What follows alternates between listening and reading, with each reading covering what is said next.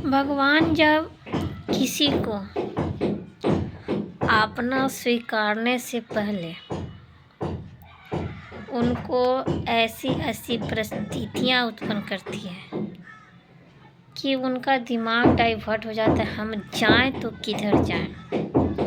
बहुत सत्संग वाली बातें हैं, वीडियो स्क्रिप्ट मत खींचिएगा और ध्यान से सुनिएगा। वो दिमाग डाइवर्ट कर देते हैं कि किधर जाएं। ऐसी ऐसी परिस्थितियाँ खड़ा कर देते हैं कि भगवान के चुने या इंसान को उस समय उस परिस्थिति में जो भगवान को चुनता है वही इंसान कहलाता है, और इंसान ही नहीं, वो भगवान का प्रिय इंसान कहलाता है।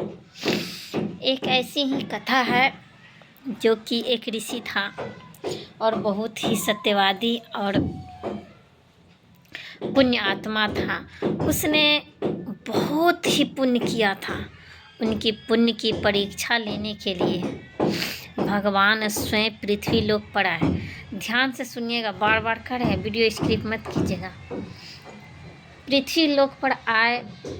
आप लोग देखते भी होइएगा कहीं कहीं कोई यज्ञ में, विष्णु महायज्ञ में या कुछ कोई भी यज्ञ होता होगा तो उसमें देखते होइएगा आप, वहाँ पे एक बच्चा जो रहता है और दोनों तरफ माता पिता उसके बीच सिरे से उनका सर काटते हुए नजर आते हैं। कई फोटो में भी देखे होइएगा। और इसी था, बहुत ही पुण्य आत्मा था, बहुत ही पुण्य करता था। बहुत अधर्म नाम की उनकी सांसों में, उनके रगों में, उनके सोचों में, उनके सपनों में नहीं था कि हम पाप करेंगे। उनकी इतनी पुण्य थी, वो इतना पुण्य किया था कि उनका परीक्षा लेने स्वयं भगवान को पृथ्वी लोक आना पड़ा। और पृथ्वी लोक पर उस राजा से कहते हैं, उस ऋषि से कहते हैं कि मुनिवर, हम आपके बेटे का मांस खाएंगे। ध्यान से सुनिएगा, वीडियो स्क्रिप्ट मत कीजिएगा, बार बार कर रहे हैं। भगवान बोले कि हम आपके बेटे का मांस खाएंगे। और ये सुन करके राजा ने बहुत ही चकित हो गया और बोला कि प्रभु, कुछ और खा लेंगे तो ना होगा। उसने कहा कि नहीं प्रभु, भगवान ने कहते हैं कि नहीं, हम आपके बेटे का ही मांस खाएंगे। और वो इंसान, ऋषि जो था, राजा तो था, वो कह दिया कि ठीक है, हम अपने बेटे का मांस खाएंगे।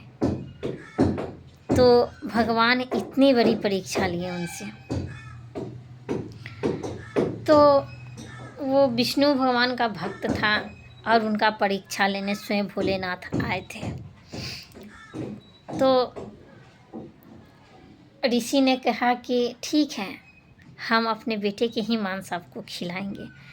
तो भगवान कहते हैं कि हाँ, याद रखना, आपका बेटा का ही मांस हो, लेकिन बेटे को काटने समय आपके आँख से एक पल भी आंसू नहीं गिरना चाहिए, नहीं तो हम आपके दरवाजे से बिना भोजन किए, ग्रहण किए हुए वापस जाएंगे। उसने कहा ठीक है प्रभु, जैसी आपकी इच्छा।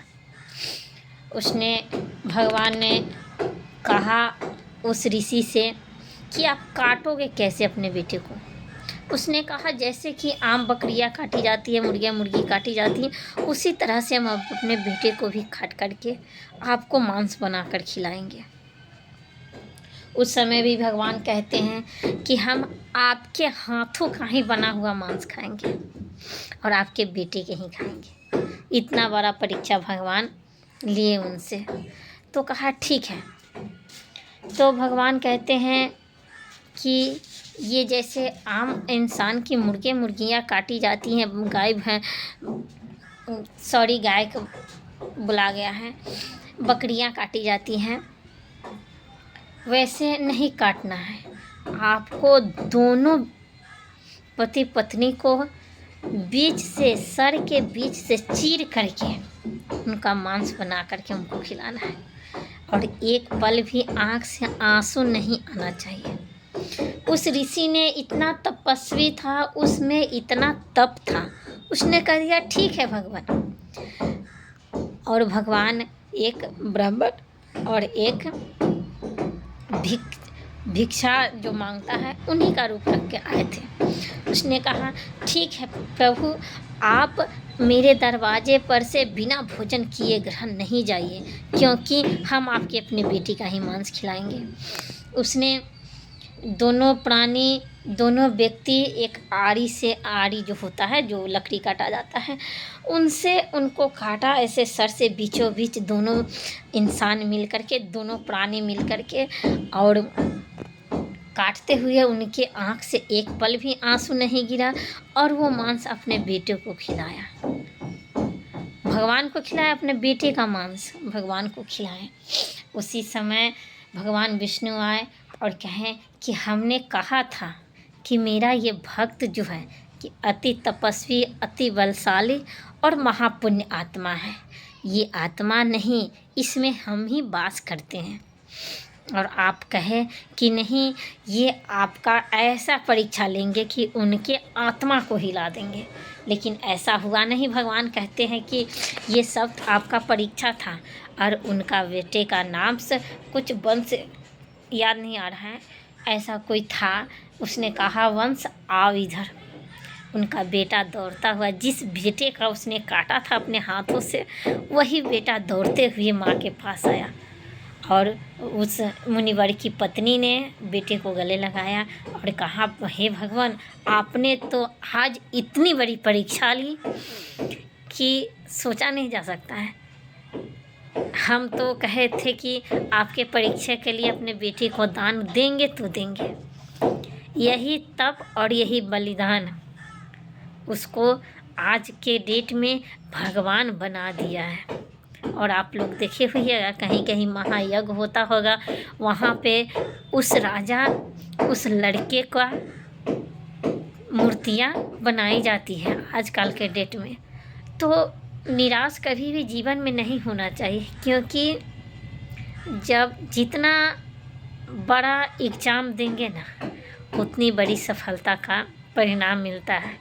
इसीलिए भगवान कोई भी परीक्षा ले सकते हैं। ऐसा नहीं है कि हाँ आपके घर में दरिद्रता लगा करके ही परीक्षा लेंगे, किसी भी अन्य तरीके के परीक्षा भगवान ले लेंगे। और इस परीक्षा से जो सफलता से जो आसानी से पार हो जाता है, वही भगवान का प्रिय होता है।